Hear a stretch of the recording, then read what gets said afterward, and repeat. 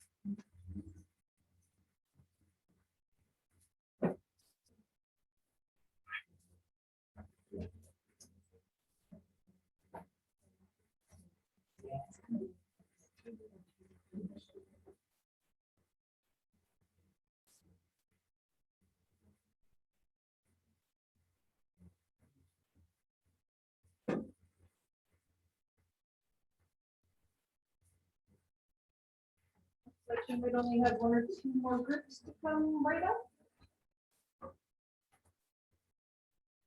Whenever your group is done discussing, send it. I say delegate, but representatives. They're right.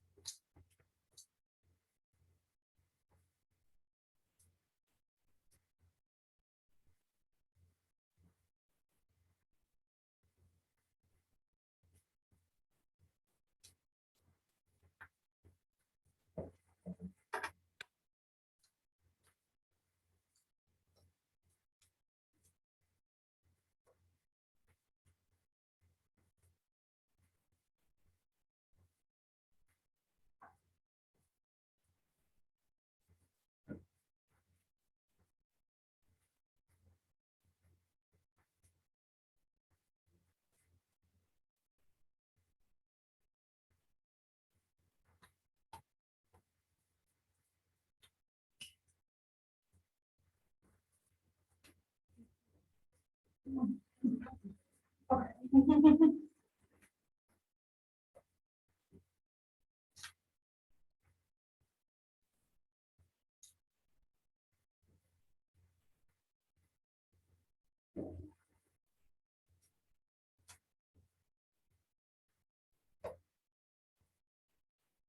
I realized I gave like a harvest one to only 2 people, which is the testing results. Like there's a ton for this guy.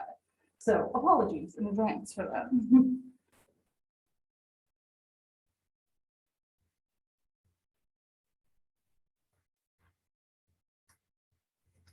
Okay, well, while the testing group is finishing up, we can start talking through everything else. Hello, recording. I don't know how well you can see that, but we are going to talk through everything. So I did try to angle it so it's all on camera. Alrighty, so what we typically do when we do this is we have each group walk us through their part, and you can do it one of 2 ways. You can have each member of your group read part of it, or you can just have one designated reader. I'd recommend just to like divide the work more evenly, make your designated reader not also your designated writer, if that makes sense. And yeah, we just sort of walk through everything, talk through. I'll mention anything that I have in my notes that y'all might have missed, but sometimes y'all get stuff that I missed. So that's one of the reasons why I really like doing it this way. And just to give you a little more context for this, this is actually a way that you might break down a case, probably more for like a learning situation. I don't know that they do this, on a patient-to-patient basis in like the field. But certainly when I was on my residency, my internship, we did this as part of one of our seminars. They called it problem-based learning, PBL.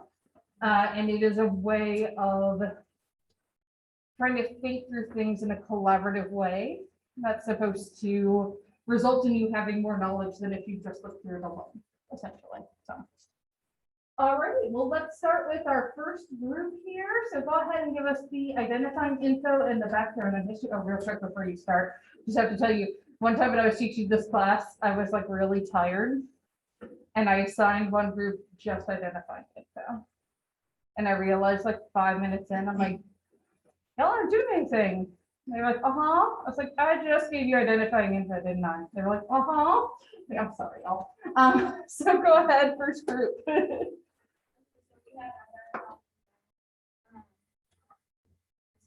Michael is 24. Well, he's 24 with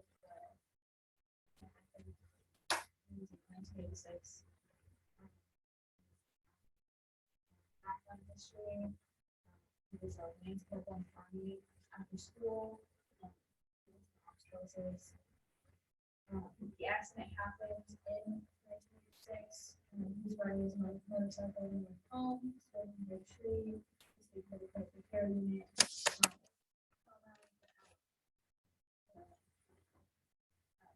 Says that it's swelling in the right hemisphere of his brain, along with multiple fresh injuries to the rest of it. Yeah, so he hit a tree, never good, and you're in any kind of vehicle, much less one that you don't have a vehicle around you, right? Yeah, and the only other thing I had, which I think was sort of buried later in the case study, is that he had normal verbal intelligence sort of pre-accident, essentially. So he was a guy that probably was fairly average to smart before this happened. So, all right, I'm gonna try to do this. Oh, there we go. So that when y'all watch the recordings back later, you can actually like generally get an idea of who's talking. I think that works. Okay. Alrighty, symptoms. So some of the symptoms we said was that he had visual objects. Basically, Yeah. where he could see objects but couldn't recognize it, and then it's the same thing as really symptoms. And then we also said that he had significant memory impairment due to it. We also said the swelling of the right hemisphere in the brain, and that he was reportedly blind. Yeah, exactly. And this is a common thing that ends up happening. It's like, what is background? What is symptoms? So if y'all overlap, that's totally fine. Yeah, that's his big thing is this cortical blindness. So he is seeing without seeing, right? So he doesn't think he can see, and yet he can see some stuff, right? So immediately we're in the realm of disorders where this doesn't make intuitive sense to us, right? And we'll run into that a lot this semester with these disorders. Let me see what else I might have in my notes. Yeah, he lost consciousness for 5 weeks. That's fairly significant. Even if someone loses consciousness for like 10 minutes, we typically want to look at like a head injury potentially. And I think some of my notes here are more like, yeah, or things that come up more in treatment. So let's see, testing results, folks. Are you ready to talk us through? We can do without it on the board.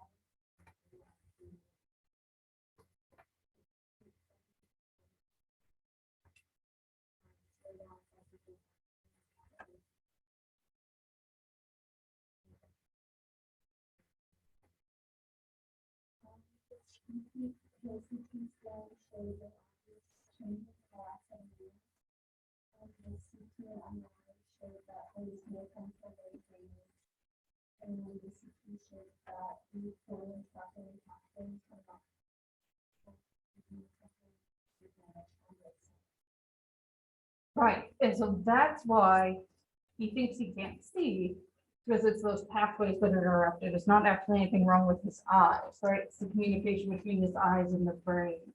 Yeah, excellent summary of quite a lot of testing information. I'll just fill in a couple other things I have in my notes here. That his memory was actually okay for new learning since the accident, which I think you mentioned.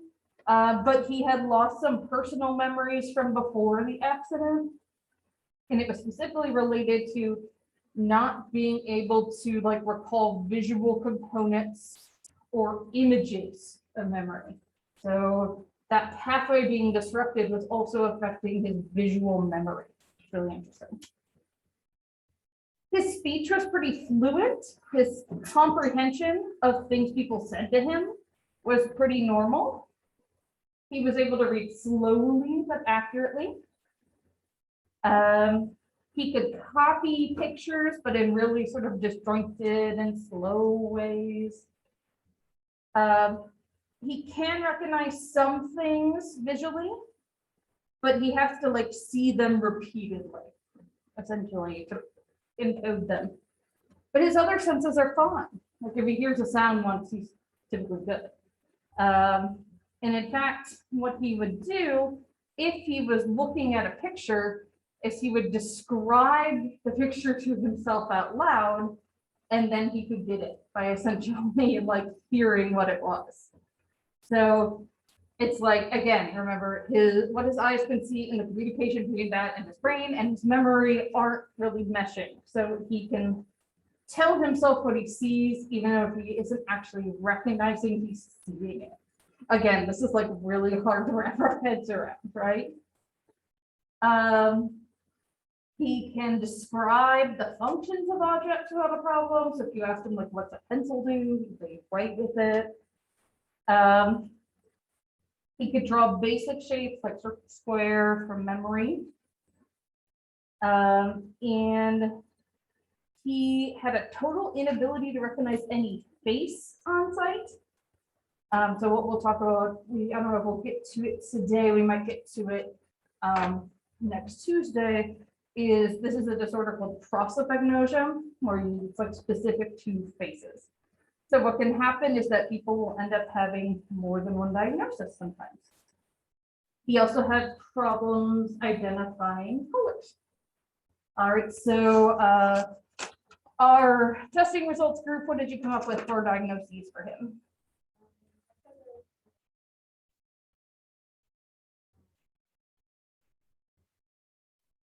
Exactly, yeah. So integrative amnesia, also visual object agnosia. I'll write that one up on the board for you.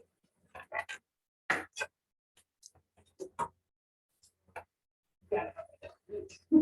I realized as soon as I said it out loud, but I would be like, how do you spell it? What did you say? Even if I wasn't wearing a mask.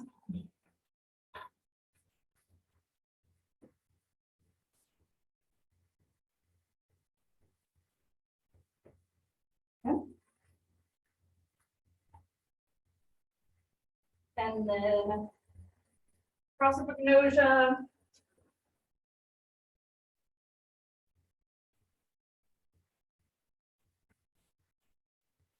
And achromatopsia, which is the not being able to see colors.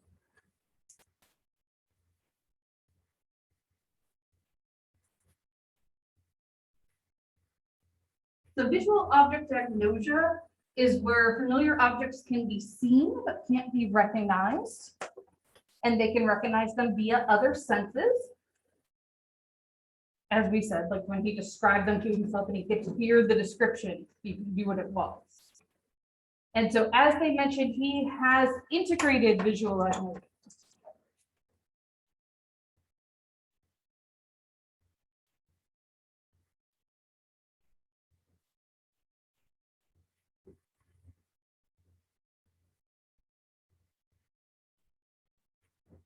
Integrated visual agnosia.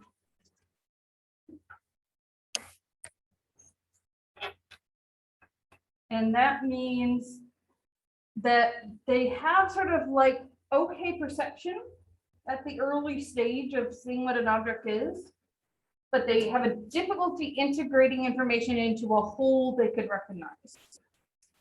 So again, they can sort of draw in a fragmented way, but they can't put all the parts together in their mind if they just try to do it visually to figure out what it is. So the process of agnosia is that problem in recognizing faces. And this is from his bilateral occipital lobe damage. And then the achromatopsia is that loss of color perception. But in his case, he also lost his memory about color. So again, sort of like imagine not being able to remember what colors look like. Really difficult to wrap your head around, right? Yeah. And so some of these cases we look at will be this complex where they have multiple diagnoses. And sometimes even in this case, multiple diagnoses in the same realm, right? So 3 visual disorders in this case. All right, let's have our, forget what comes next on the list because I have an old version on here. Is it impact? Yeah, let's have our impact on life and family group. Walk us through everything.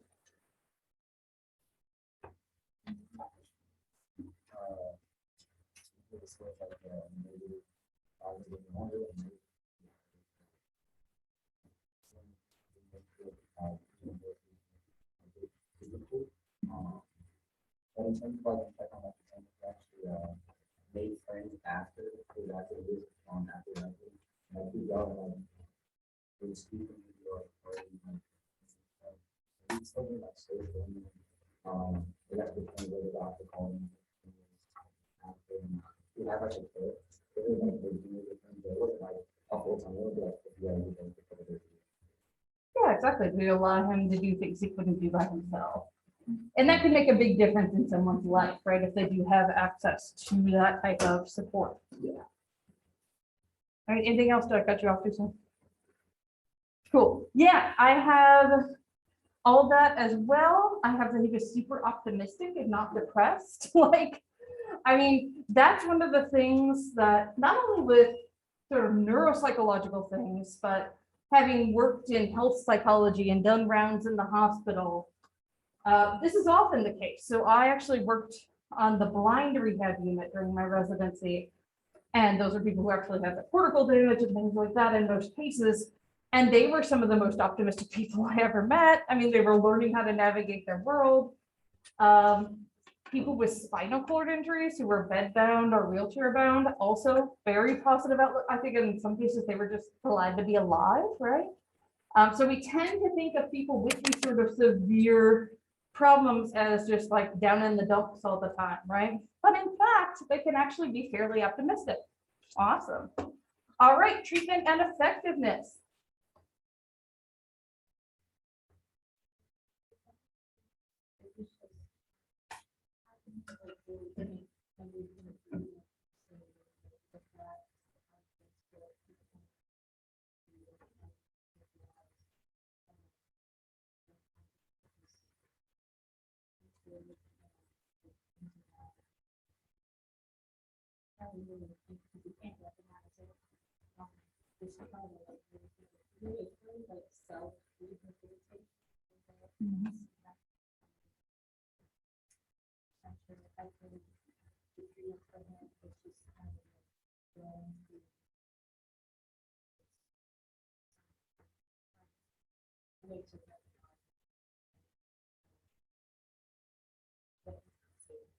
Yeah, and I think that's a big part of any rehab, to be honest, is getting the folks to start to understand how to navigate their daily life with it. Like, we don't want people, if they're physically able to go out of the house, be stuck in the house, right? Like, we want them to be able to navigate their world as much as possible. Yeah, the only other things I had for this are the immediate things. So, you know, the medically induced coma, they had to give medication for swelling. Due to the accident, his left arm had to be amputated as well. So here's someone with lots of different things. He had to have surgery on his foot. So lots and lots and lots of things, but he was able to overcome it. One of my favorite things about it is that eventually he was able to ride in the sidecar of a motorcycle. So it was like, he couldn't drive a motorcycle anymore, right? With his visual impairments, like that just wouldn't be safe, but he at least could get the sensation again. And his memory was pretty good. He could recall memories related to sound, tactile sensations, and emotions. And again, just like those visual memories were harder for him. All right, any questions about Michael's case? All righty. Let me look at how much time we got. Good, about a half hour. So what I typically do after we walk through the case study is try to start to pull some of the relevant information from the chapter and start there. So let me go ahead. I think I had, yep, a little bit of an issue getting Google Chrome to talk to me when I started this up. So let me try that again. Maybe. It's thinking about it. It's like maybe it wants to open, maybe it doesn't. Yeah, okay. Oh, there we go. I was like, we're going to be stuck using whatever they call Internet Explorer now. Oh, there we go.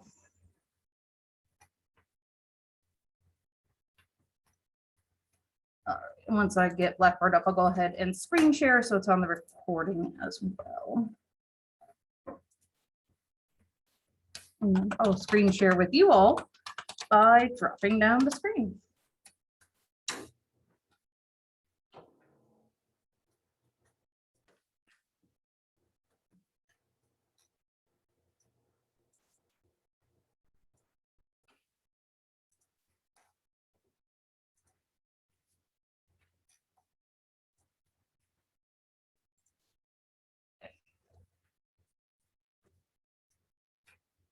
Really green today. Cool. Probably some bulbs starting to go. All right, so having worked through Michael's case, what surprised you all about this case? Yeah. Honestly, it was how optimistic and responsive. As soon as I started the paragraph that said it would be normal for Michael to be depressed, I was expecting it to continue with that and talk about how he's depressed and how he dealt with it. So that kind of caught me off guard. Yeah, and I think part of that is the support system, right? If you are surrounded by people who are positive and supportive, that can really help. And another part, I think, might be that element of just being grateful, right, to be alive after all this. So, yeah. Anything else that surprised folks?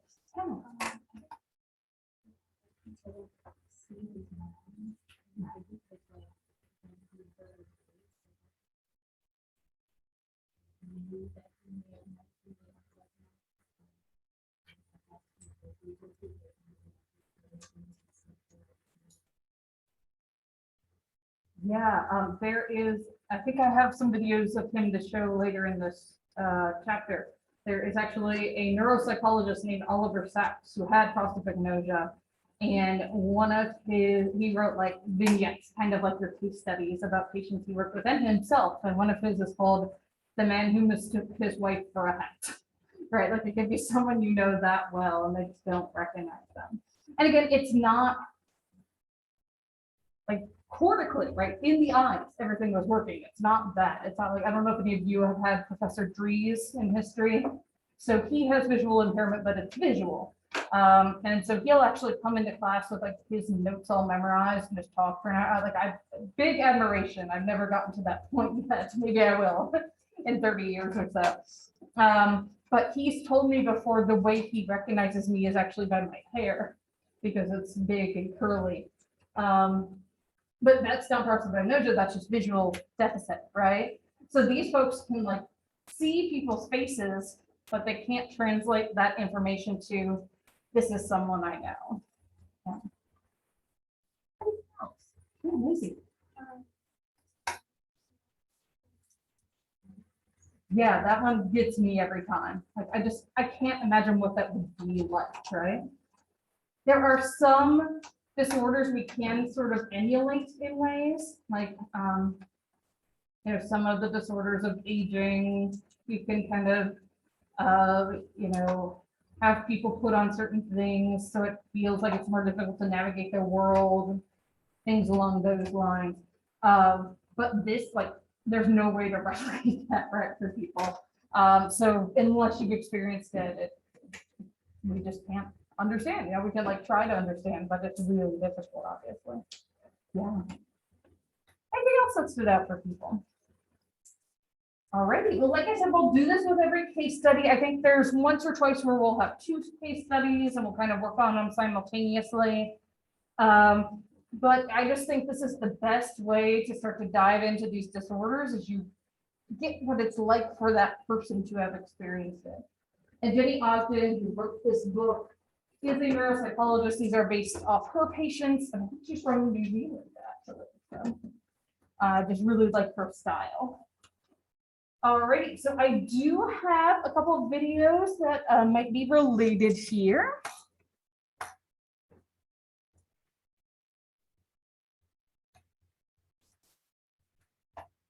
Right.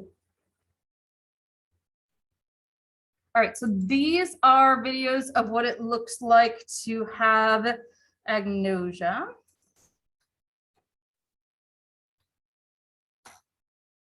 What is this I'm holding up in front of you now, Caroline?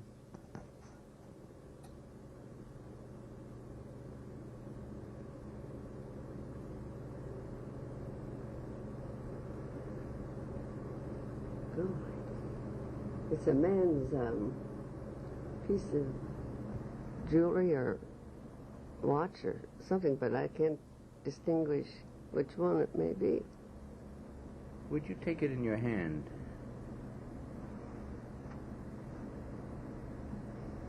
Just take it in your hand. So you're also seeing with this patient, she's having trouble locating where the object is, right? And so he's not trying to be mean, he's just trying to demonstrate that. Sometimes people watch this, like, why is he doing that? Just to demonstrate it, he wouldn't typically do something that's aggravating for her, right? That's the worst thing. Yeah, so she thinks she's like there. She says she could be inches away.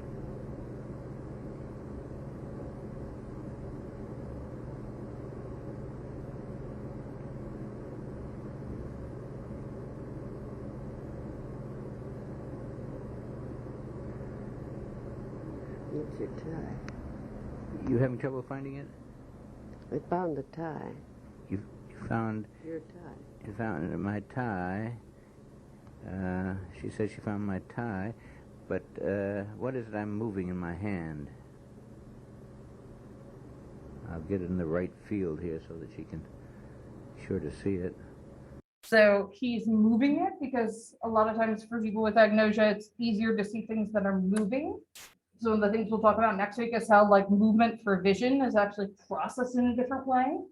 And then he also knows there are certain parts of her field of vision that are better than others. So he's trying to get it into that for her.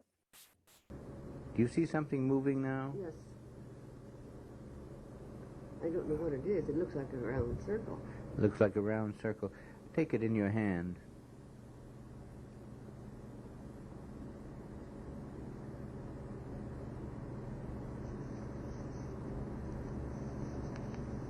Something that's connected to this. Whatever it You is. found the microphone cord. It has hold of my wire here. Caroline, I'm going to put it in your hand and you tell me what it is. What is it now? A watch?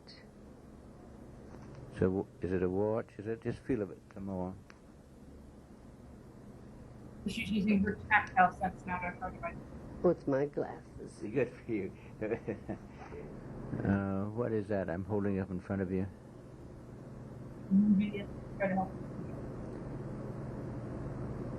Well, she certainly is having trouble recognizing it. I'll say a lamp. I don't know. Lamp, touch it now.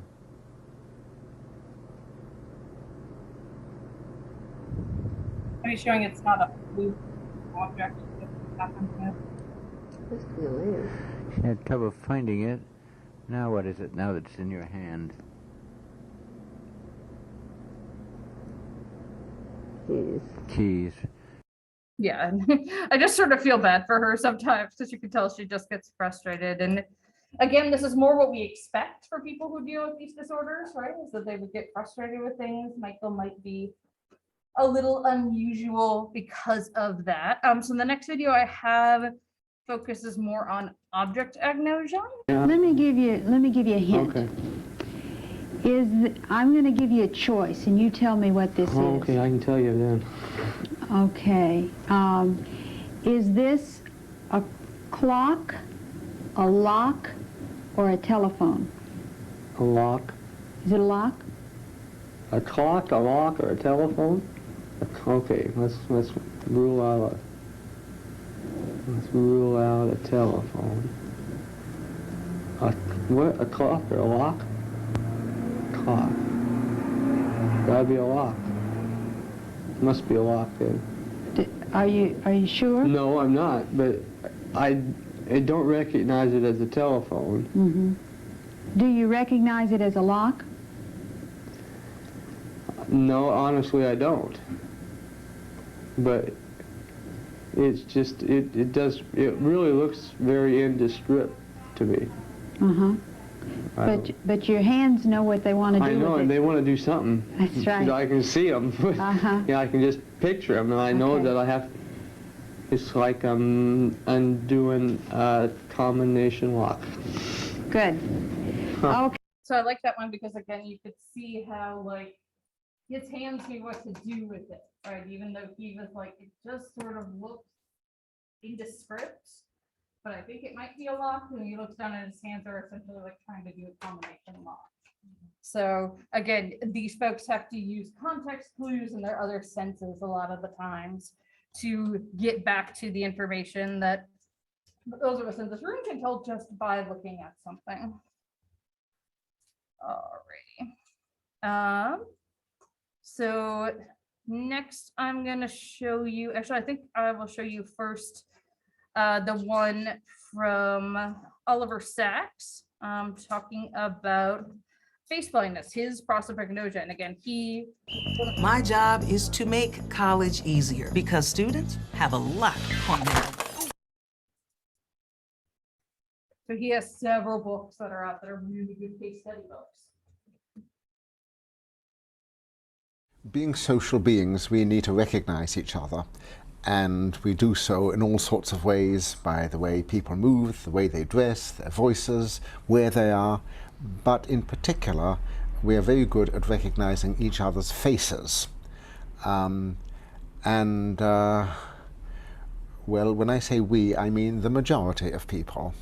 There are some people who are not so good at recognizing faces, and in extreme cases people may not recognize their husband, their wife, their children, their oldest friends, and they are called face blind. they may see a face perfectly clearly, So face blind is like the lay term for prosopagnosia.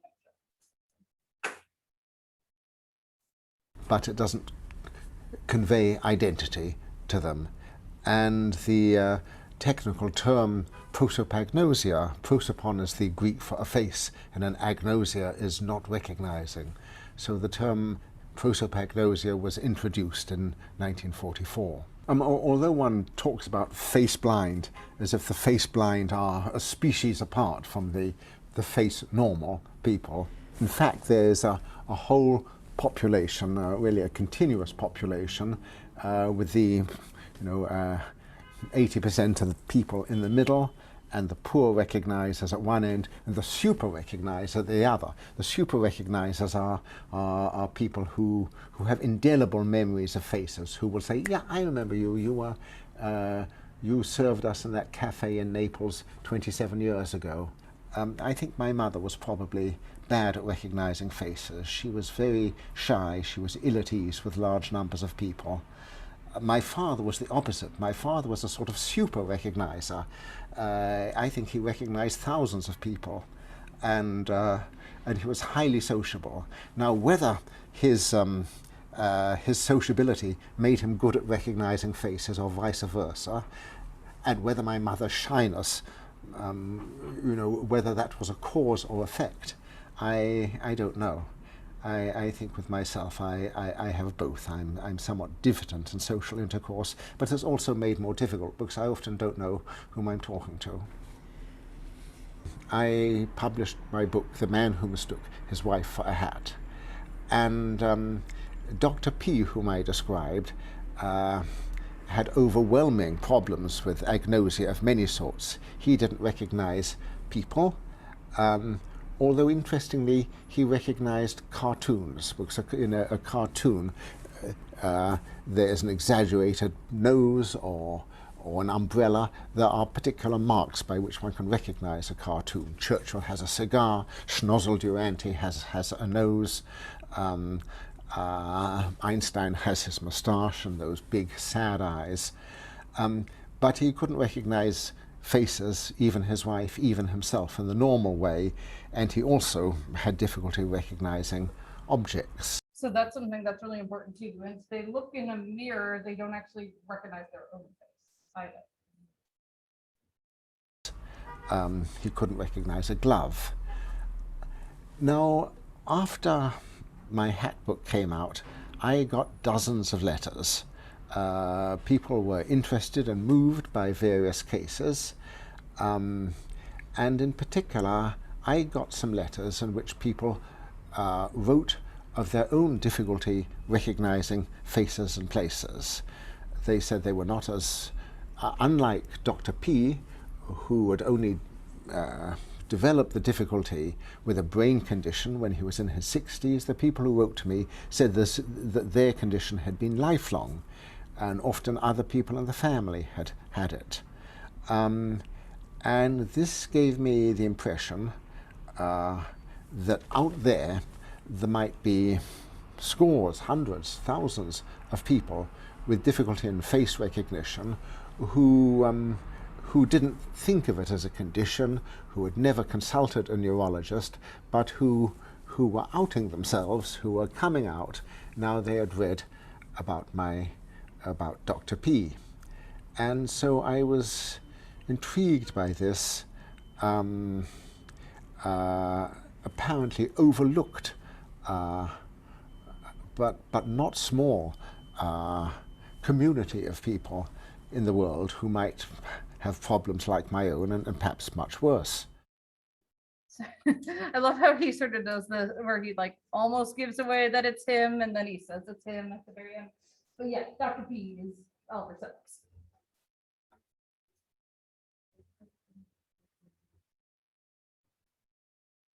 Oh, that's a really good question. Yeah. So, like he mentioned, this for some people starts from birth, and so then just that baby wouldn't be able to learn them in the same way, right? Just because like that recognition, those pathways would be harder to make. If this happens later in life because of some sort of brain injury, motorcycle accident, right, tumor, what have you. Yeah, it's like, as much as we know about plasticity in the brain and things like that, it's like we can't relearn it. It's just too hard to make those connections. So you find the ways around it, right? You find describing it to yourself or touching things and things along those lines. But yeah, I mean, like, infants have to learn how to recognize faces, right? And in fact, as he mentioned, humans in general are like predisposed genetically to recognize faces because we are social beings, right? Like, we are basically herd or pack animals. We do much better in social settings. That's one of the reasons why the pandemic was so difficult for people, right? It's because we're used to being around other people. Even people I know who were introverts, right? After a little bit of time, are like, no, that's too much for me, right? Yeah, well, Is it possible to avoid identification of Agnosia? yeah, it is. And it would be some sort of congenital defect in the brain that would affect the same pathways, essentially. Yeah, and that can happen. That can happen with not all, but a lot of the disorders that we'll talk about this semester, where, you know, sometimes you can have the exact same symptoms, but get to them totally different ways, right? Either you're born that way. In some cases, it may not be, you know, genetic in the brain. It might be a problem during birth, right? So like when, I don't know how much you, oh, it's a sciencey class. I'll go with it.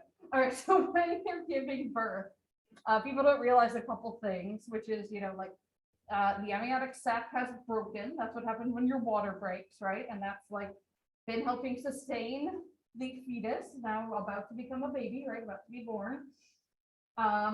And so it's not getting the same sort of, it's still attached, right, to the placenta via what will eventually become the belly button. But, you know, not getting the same sort of support. And then when the baby goes to exit through its typical vaginal birth, people think, oh, it just goes out. It actually has to go through your pelvis at 3 different spots. So it's like, basically. And in that time is actually one of the most dangerous times, because essentially that's where the baby can be deprived of oxygen, right? Because if it kind of gets stuck in the birth canal, it's like might have issues, things like that. So this is why you might get emergency C-sections, things along those lines. I had to get an emergency C-section because we didn't know until they pulled her out, but my daughter had been so squiggly, she had tied a knot in her umbilical cord. So when I pushed, she wasn't going anywhere because she didn't have the give, right? So yeah, there are lots of different, I mean, like, this is why things like the law in Texas make me so mad. The new anti-abortion law, really anti-choice law, because they just imply that pregnancy is no big deal, right? And childbirth is no big deal. You know, and sure, millions of people give birth every year, right? But at the same token, it's dangerous, right? There are lots of complications you can have during pregnancy, during childbirth. One of my best friends from high school, her cousin, who was only like 2 years older than us, died in childbirth. Like, that still happens, and it happens unfortunately a lot more to women of color. So yeah, I think that defects as part of the birthing process are probably, you know, not completely common, but something that's really watched for. And something like, you know, deprivation to the brain of oxygen can cause this. So then you'd have it from birth, but it wouldn't be genetic, if that makes sense. Yeah, and then obviously any sort of injury, like Michael, a tumor, a stroke, right? If the damage is in the right place, right? There's a real right place in the brain to get damage, let's be honest. You could end up with agnosia. So it's really interesting how basically you could be given the same diagnosis, like prosopagnosia, but have totally different like cause of it, essentially. I mean, the main root cause, damage to this area of the brain, would be the same, but like what caused that damage might be the same. Might be different, sorry.